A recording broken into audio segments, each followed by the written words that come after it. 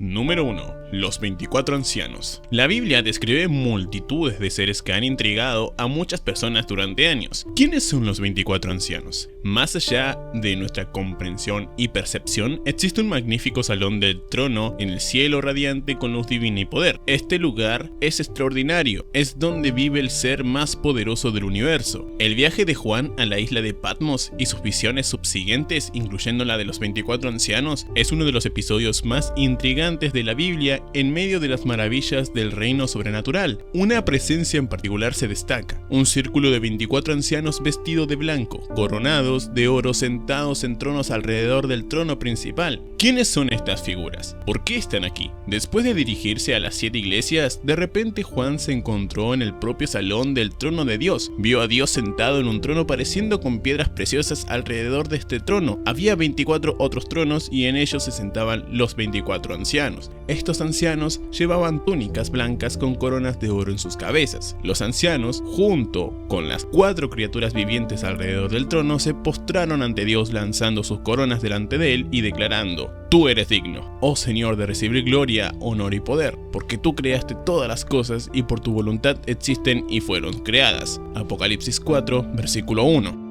No hay lugar en el libro del Apocalipsis donde las identidades de los 24 ancianos sean detalladas. Por otro lado, es altamente probable que ellos sean representantes de la iglesia.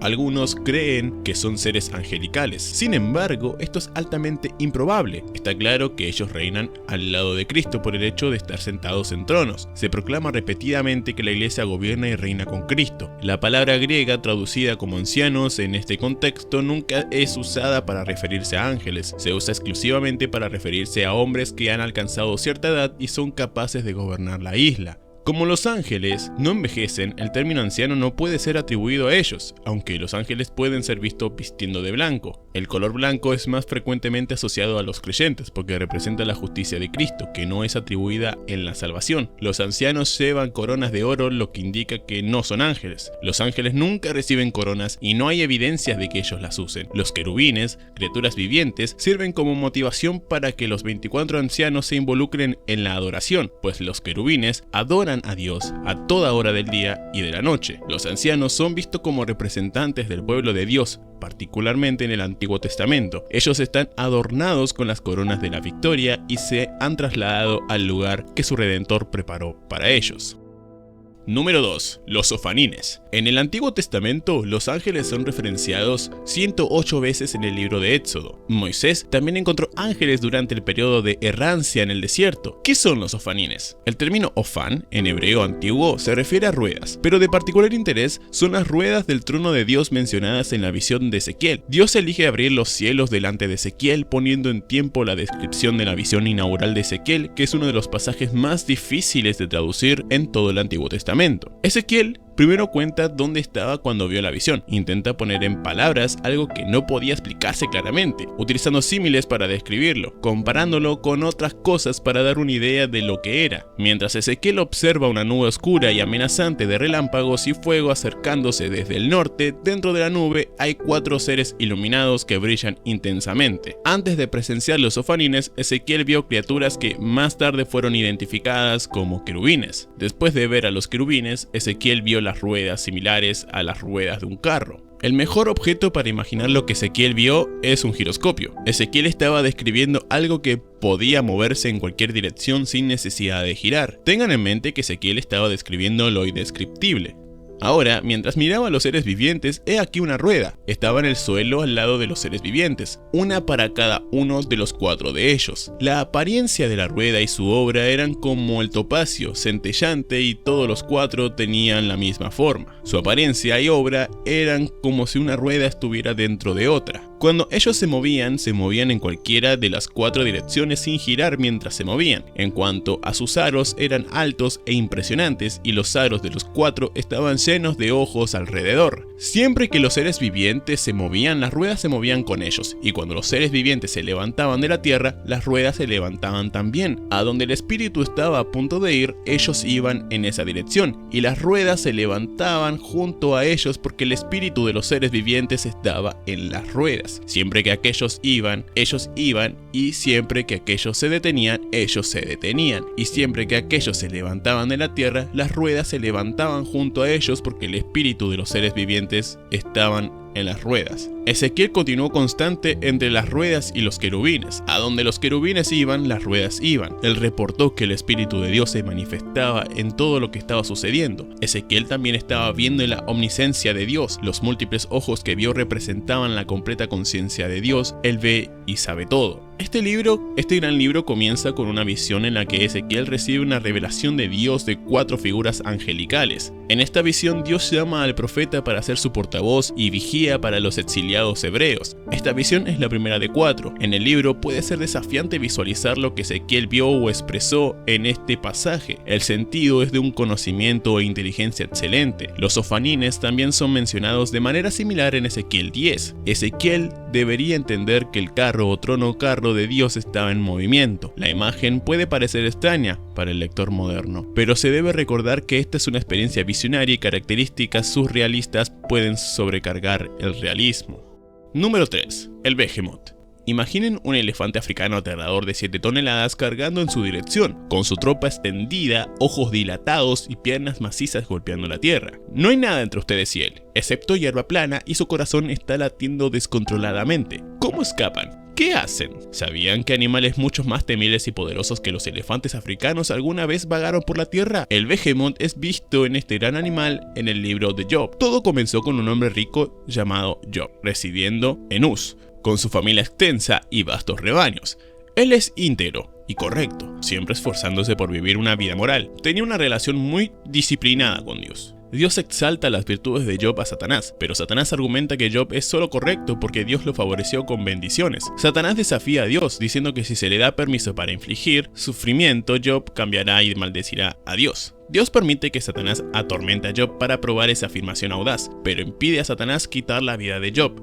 Job recibe 4 informes en un día, cada uno informando que sus ovejas, siervos y 10 hijos murieron debido a invasores, ladrones o desastres naturales. En medio de su sufrimiento, Job rasga sus ropas y se rasura la cabeza, pero en sus oraciones continúa alabando a Dios. Satanás reaparece en el cielo y Dios le da otra oportunidad de probar el valor de Job. Probándolo, Job maldice su aniversario comparando vida y muerte con luz y oscuridad. Desea nunca haber nacido y que su nacimiento hubiera sido velado por la oscuridad, sintiendo que la vida solo añade a su agonía. Se pregunta por qué Dios evalúa a las personas basándose en sus acciones, cuando Dios puede rápidamente enmendar y perdonar sus acciones. Job está perplejo sobre cómo un ser humano puede satisfacer plenamente la justicia de Dios, dado que los caminos de Dios son misteriosos y van más allá de la comprensión humana.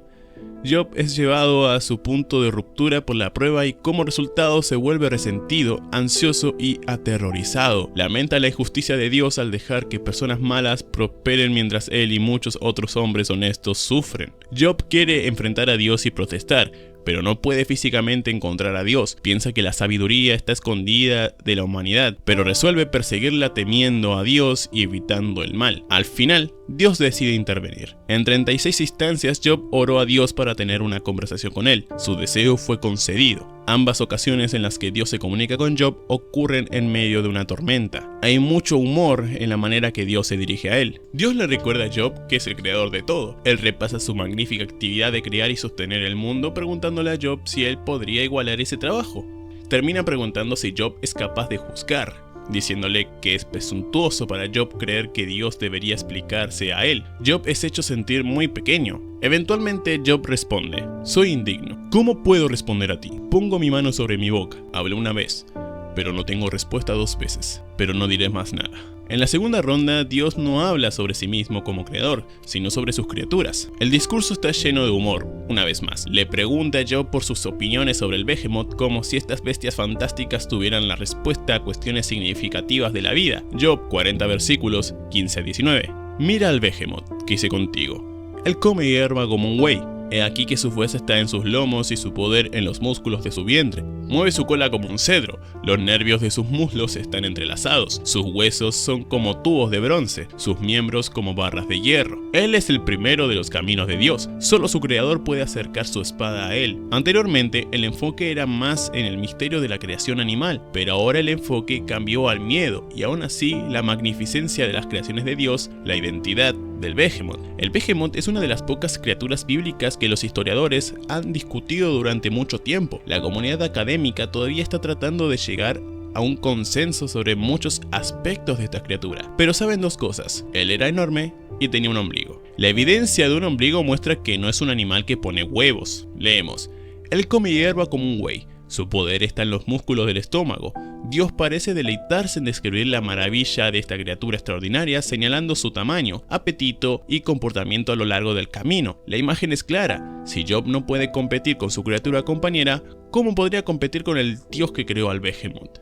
La palabra hebrea Behemoth tiene la misma forma que el plural de la palabra hebrea Bema, que significa bestia. Es posible que tal bestia haya vagado por la tierra con las personas. Era el Behemoth, un hipopótamo. Muchas personas piensan que Dios tenía en mente lo que llamamos un hipopótamo, uno de los animales terrestres más grandes, más poderosos y peligrosos del mundo. El hipopótamo era definitivamente conocido en los tiempos bíblicos, especialmente en Egipto. Los romanos redujeron su población debido al daño que causaban a las cosechas, aunque se les llamaba caballo del río. El hipopótamo está más relacionado con los cerdos que con los caballos. La mandíbula abierta del hipopótamo ofrece una imagen convincente. ¿O era el Behemoth un elefante? Según la mayoría de los apologistas bíblicos, Behemoth en hebreo se refiere a una bestia de 4 patas que ellos creen que es un elefante. Aquellos que favorecen a los hipopótamos lo hacen porque Job 40 versículo 23 habla sobre la enorme boca del Behemoth bebiendo el río Jordán que fluye.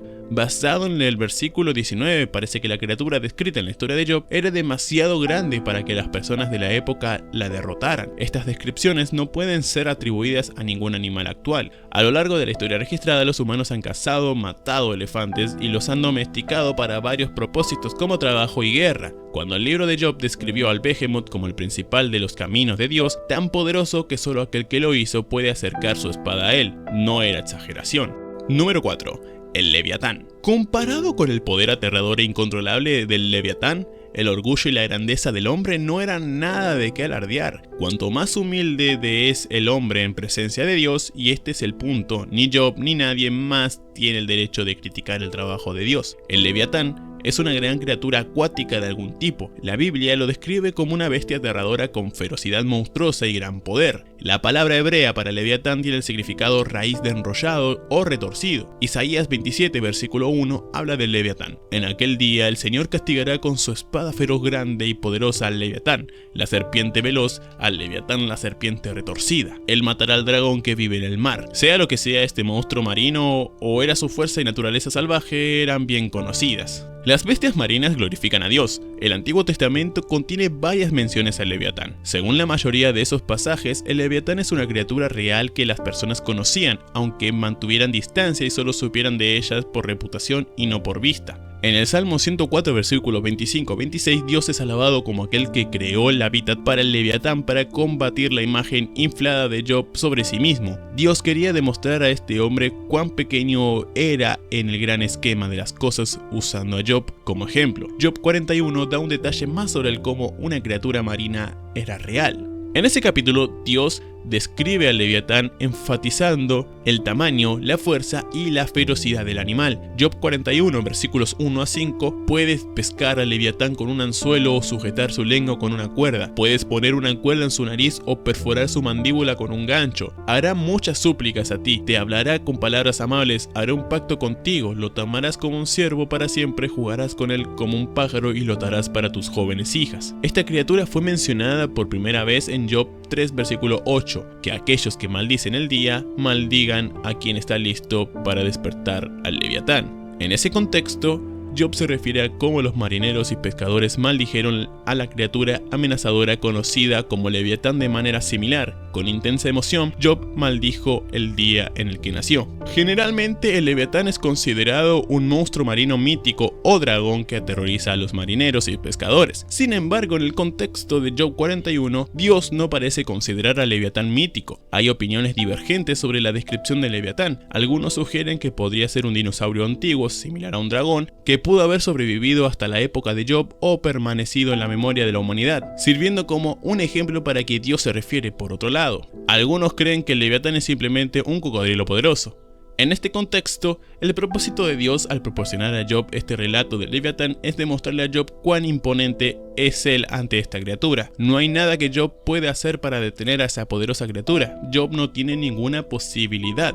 Número 5. Los querubines. Los querubines son un grupo de seres celestiales creado por Dios. Son los primeros en la jerarquía angélica que aparecen en la Biblia inmediatamente después de la caída de Adán y Eva. Génesis 3 registra los eventos en el jardín del Edén habiendo violado el mandamiento de Dios de no comer del árbol de conocimiento, del bien y del mal. Era probable que Adán y Eva extendieran sus manos y tomaran también del árbol de la vida y vivieran para siempre. Como resultado, fueron expulsados de su paraíso terrenal. Pero ¿qué impediría a Adán volver al jardín y desobedecer a Dios nuevamente? La respuesta se da en este versículo, Génesis 3, versículo 24. Entonces expulsó al hombre y colocó al este del jardín del Edén a los querubines y la espada flameante que se revolvía por todos los lados para guardar el camino del árbol de la vida. A partir de estas dos fuentes, en la Biblia parece que la principal responsabilidad de los querubines puede ser declarar la pecaminosidad del hombre y proteger la presencia de Dios de los seres pecadores, y proteger la presencia de Dios de los hombres pecadores. Por mucho que Adán anhela volver al jardín del Edén, los querubines le recordaban que había quebrantado la ley de Dios. El sumo sacerdote de Israel era permitido entrar en el Santo de los Santos una vez al año para contemplar el propiciatorio. Estoy seguro de que él debió haber sentido en cada ocasión: no pertenezco aquí en la santa presencia de Dios porque soy un pecador. Los querubines son seres reales y poderosos. Sin embargo, los querubines en la Biblia a menudo representaban cosas celestiales. Fueron integrados en el diseño del arca del pacto y del tabernáculo por orden de Dios. Los querubines mostrados, Ezequiel 10, tienen no solo alas y manos, sino que también están llenos de ojos rodeados por ruedas dentro de ruedas. Sin embargo, Ezequiel también pinta un trono sombrío en el capítulo 10 y los querubines proporcionan una pista. Los querubines hacían más que proteger el lugar más santo de Dios de aquellos que no tenían derecho a estar allí. También aseguraban el derecho del sumo sacerdote de entrar en el lugar santo con sangre como mediador del pueblo con Dios. Los querubines no negarán el acceso al trono al cristiano más humilde. Nos aseguran que podemos ir con audacia debido a la obra de Cristo en la cruz. El velo en el templo fue rasgado. La estrella de la mañana, el libro de Isaías 14, nos presenta a un ser conocido como Lucifer. Lucifer literalmente significa el que trae la luz en latín. La palabra se traduce como estrella de la mañana en hebreo. Lucifer fue retratado como una deidad brillante, resplandeciente y maravillosa en todos los idiomas. Eso fue todo por ahora. Si te gustaría escuchar más historias sobre los seres más misteriosos de la Biblia, no olvides suscribirte y activar las notificaciones para no perderte la segunda parte de este video. Si te gustó, dale like a este video y Dios te bendiga.